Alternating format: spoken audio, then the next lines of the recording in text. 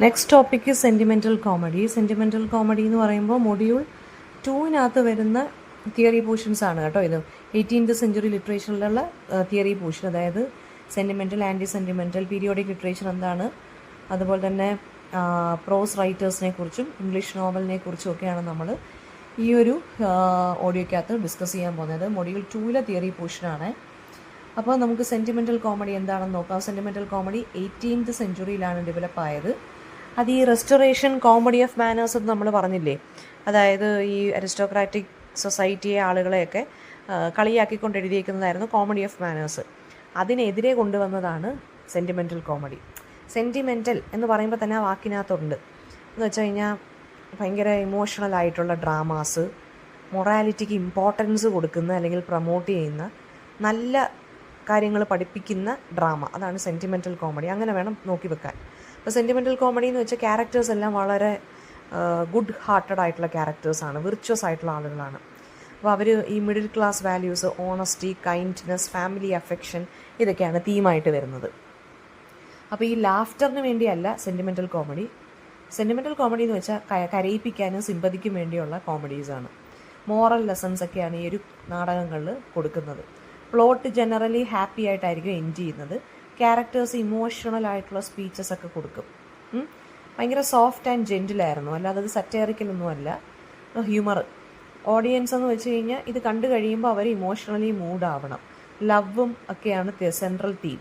ഏറ്റവും ഇമ്പോർട്ടൻ്റ് ആയിട്ടുള്ള ഒരു വർക്ക് എന്ന് പറയുന്നത് റിച്ചാർഡ് സ്റ്റീലിൻ്റെ ദ കോൺഷ്യസ് ലവേഴ്സ് ആണ് സെൻറ്റിമെൻ്റൽ കോമഡിക്ക് ഫേമസ് ആയിട്ടുള്ളത്. ഓക്കെ, പക്ഷേ ക്രിറ്റിക്സ് പറയുന്നത് വെച്ചാൽ സെൻറ്റിമെൻ്റൽ കോമഡിക്ക് ഒരു ജെന്യൂൻ ഹ്യൂമറോ ഒന്നുമില്ല, അതൊരു ഡള്ളായിട്ടുള്ളൊരു സംഭവമായിട്ടാണ് ക്രിറ്റിക്സ് പറഞ്ഞിരിക്കുന്നത്.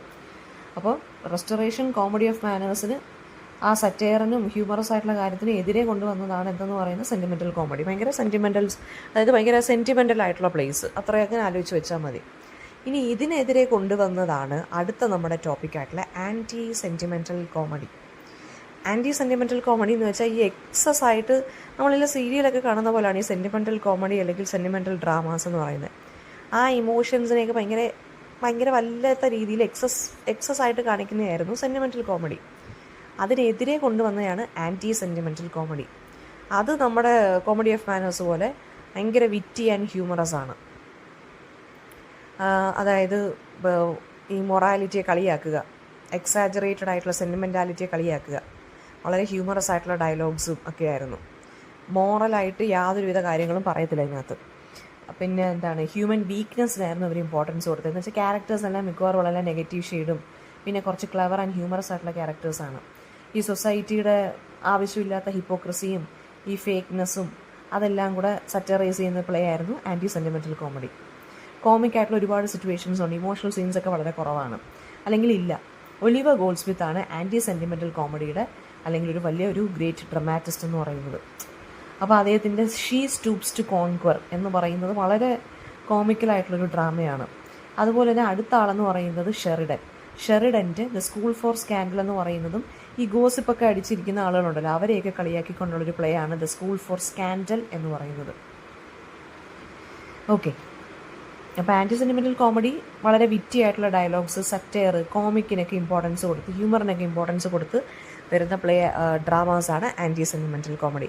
അതിനകത്ത് ഷെറിഡനെ ഓർത്ത് വെക്കുക, ഒലിവർ ഗോൾഡ്സ്മിത്തിനെ ഓർത്ത് വെക്കുക. അവരുടെ 2 വർക്ക്സും ഇമ്പോർട്ടൻ്റ് ആണ്. നെക്സ്റ്റ് ഒലിവർ ഗോൾഡ്സ്മിത്തിൻ്റെ കോൺട്രിബ്യൂഷൻസ് ആണ്. ഒലിവർ ഗോൾഡ്സ്മിത്ത് ഒരു 18th സെഞ്ച്വറി പോയറ്റാണ്, നോവലിസ്റ്റാണ്, എസ്സേയിസ്റ്റാണ്, നമ്മൾ നേരത്തെ പറഞ്ഞ പോലെ ഡ്രമാറ്റിസ്റ്റുമാണ്.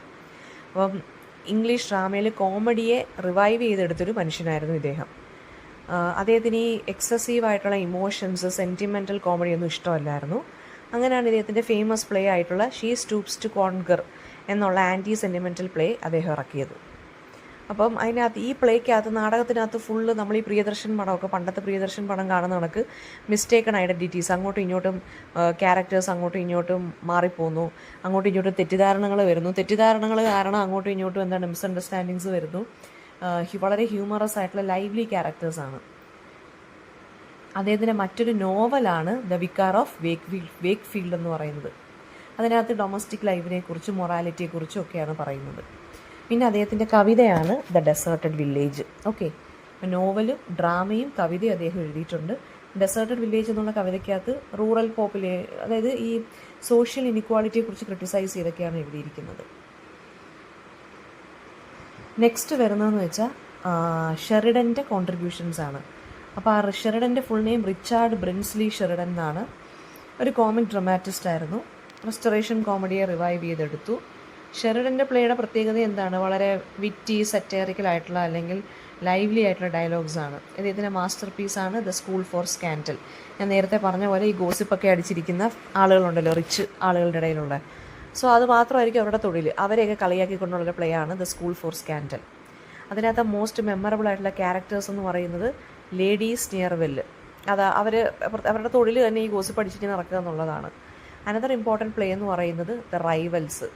ദ റൈവൽസ് എന്നുള്ള പറയുന്നത് നമ്മുടെ പ്രിയദർശൻ ഡ്രാമാസൊക്കെ ഫിലിംസൊക്കെ പോലെ അങ്ങോട്ടും ഇങ്ങോട്ടും ഐഡൻറ്റിറ്റീസ് മാറിപ്പോകുന്നു. പിന്നെ അതിന് ശേഷം ഉണ്ടാകുന്ന തെറ്റിദ്ധാരണകളും കാരണങ്ങളും ഒക്കെയാണ് റൈവൽസിനകത്ത് വരുന്നത്.